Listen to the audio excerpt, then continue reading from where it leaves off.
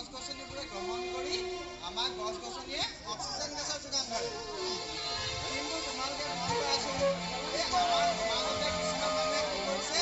আমাৰ এই ইমান ধুনীয়া বনাঞ্চলখনত ডাঙৰ ডাঙৰ গছবোৰ কাটি কি কৰিছে,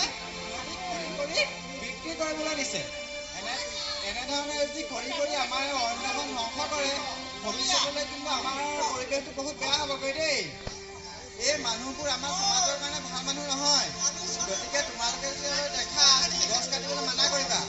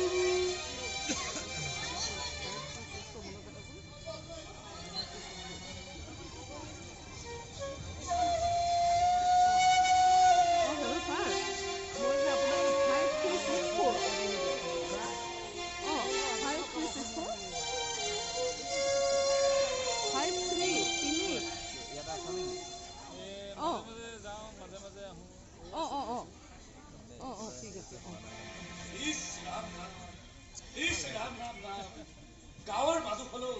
ৰাস্তাৰ কাষতে ইমান লেতেৰা পেতেৰা কৰি ৰাখিব লাগে জানো পদূলিৰ মুখতে ইমান ধুনীয়া গছ গছনি ভৰপূৰ সুন্দৰকৈ সজাই তোলাৰ পৰিৱৰ্তে গোটেই ইখন লেতেৰা কৰি ৰাখিছে ইমান ধুনীয়া গছ গছনি ভৰপূৰ গাঁওখন কাটি গছবোৰ কাটি তহিলং কৰিছে নাই ইয়াৰ কিবা এটা ব্যৱস্থা কৰিব লাগিব নাই ইয়াৰ কিবা এটা ব্যৱস্থা কৰিব লাগিব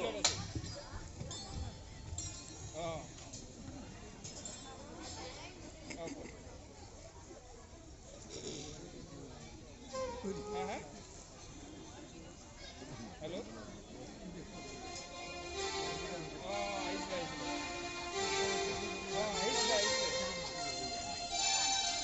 হল এমাহ বেছি হল নেকি 2 মাহ মানে হ'ল এদিন আহি পেলাই লৈ গৈছিলেহি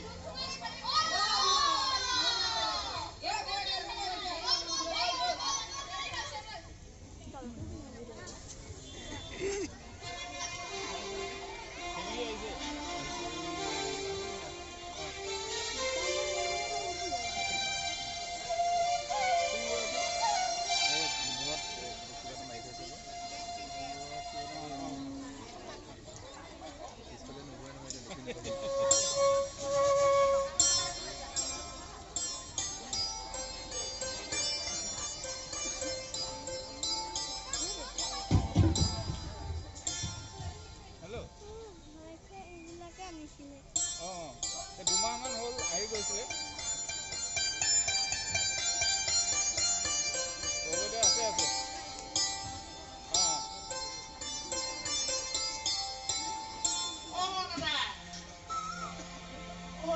ঠিক আছে মই আপোনাক হোৱাটছএপত দি দিওঁ এইটো হোৱাটছএপ আছে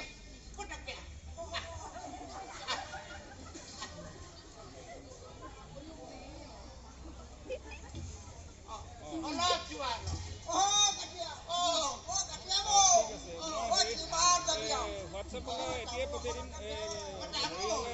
অকণমান পিছত পঠিয়াব লাগিব যদি হোৱাটছএপ পাওঁ মই এতিয়াই দিম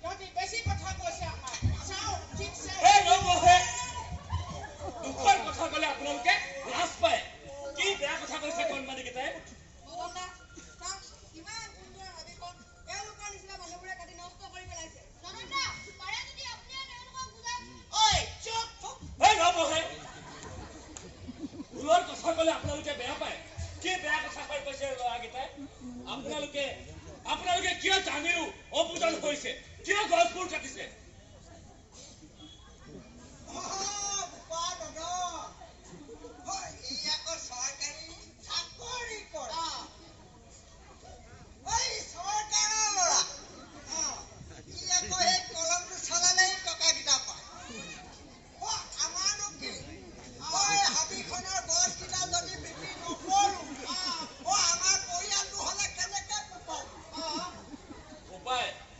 উপায় আছে ৰব মাত্ৰ আপোনালোকে এই ধুনীয়া গছবোৰ কাটি নাথাকিব আমি যদি গছবোৰ নাকাটো তেন্তে আমাৰ পেটটো পোহপাল কেনেকৈ দিম বাৰু বোকা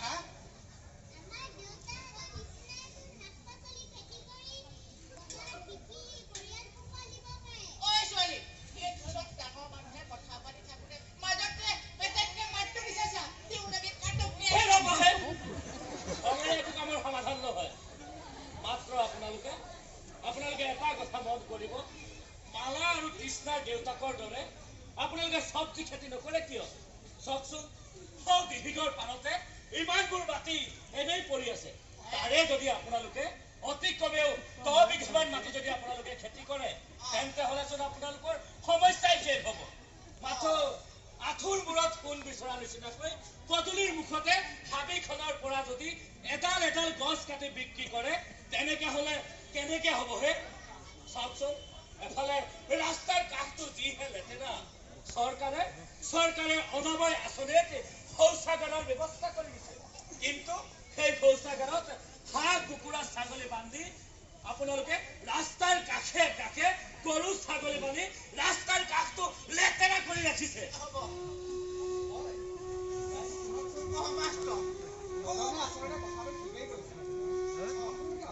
ভাবিবলৈ চেষ্টা কৰকচোন এই গছবোৰ যে দেখিছে এই গছবোৰ হৈছে আমাৰ বন্ধু আপোনালোকে জানেনে বাৰু আমি উশাহত যি গেছ গ্ৰহণ কৰোঁ সেই গেছটোৰ নাম হৈছে অক্সিজেন গেছ আৰু নিশাহত যি গেছ এৰি দিম সেই গেছটোৰ নাম হৈছে কাৰ্বন ডাই অক্সাইড আৰু আমি নিশাহত এৰি দিয়া সেই কাৰ্বন ডাই অক্সাইড গেছটো এই গছ গছনিবোৰে গ্ৰহণ কৰি গছে আমাক অক্সিজেন গেছৰ যোগান ধৰে আপোনালোকে অকণমান বুজিবলৈ চেষ্টা কৰক এনেকৈ যদি ইমান ধুনীয়া অৰণ্যখন আমি যদি কাটি শেষ কৰোঁ এটা সময়ত আমাৰ বায়ুমণ্ডলত অক্সিজেন গেছৰ পৰিমাণ কমি নাযাবনে বাৰু আৰু সেই অক্সিজেন গেছৰ পৰিমাণ যদি আমাৰ বায়ুমণ্ডলত কমি যায় আমি বিভিন্ন ধৰণৰ শ্বাস প্ৰশ্বাসজনিত ৰোগত ভুগিব লাগিব আপোনালোকে জানেনে এনেধৰণৰ ৰোগৰ পৰা আমাৰ মৃত্যু পৰ্যন্ত হ'ব পাৰে তাৰোপৰি আৰু এটা কথা আপোনালোকে মন কৰিব এই গছ গছনিৰ পৰিমাণ যেতিয়া কমি যায় তেতিয়া যে আমাৰ পৰিৱেশত বৰষুণৰ পৰিমাণো কমি যায় এটা কথা এই বছৰ মন কৰক ভালদৰে চাওক এই বছৰ যে বহু মানুহে খেতি বাতি কৰিব পৰা নাই হয়তো খৰাং বতৰৰ কাৰণে মানুহে খেতি বাতি কৰিব পৰা হয় নেকি তাৰ একমাত্ৰ কাৰণ কি জানেনে আপোনালোকে তাৰ একমাত্ৰ কাৰণ হৈছে আপোনালোকৰ নিচিনা মানুহবোৰে গোটেই হাবিখন যে অৰণ্যখন কাটি ধ্বংস কৰিছে গছ গছনি নাইকিয়া কৰিছে মানে বৰষুণ নোহোৱা হৈছে বহুত মানুহে খেতি কৰিব পৰা নাই গতিকে আপোনালোকে অলপ বুজিবলৈ চেষ্টা কৰক এনেধৰণে যদি গছবোৰ কাটি গৈ থাকে ভৱিষ্যতে কি হ'ব আমাৰ আৰু ভৱিষ্যত প্ৰজন্মৰ কি হ'ব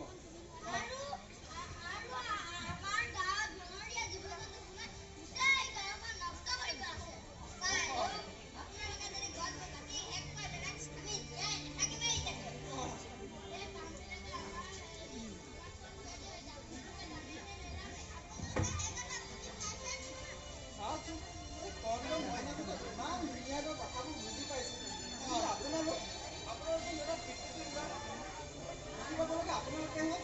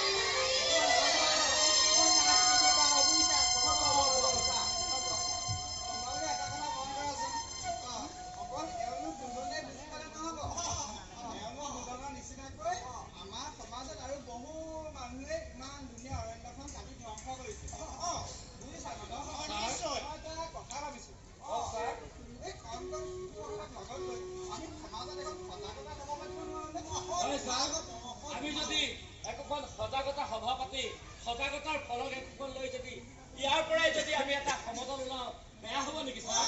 অতি সুন্দৰ আৰু তাৰ ব্যৱস্থা কৰিয়ে দিছোঁ আৰু এই সজাগতাৰ ফলকখন লৈ আহিছোঁ গতিকে আমি ইয়াৰ পৰা সকলোৱে এটা সমদল উলিয়াম এইখন ফলক প্ৰথমতে আপুনিয়ে পঢ়ি চাওকচোন মাষ্টৰ এইখন আপোনাৰ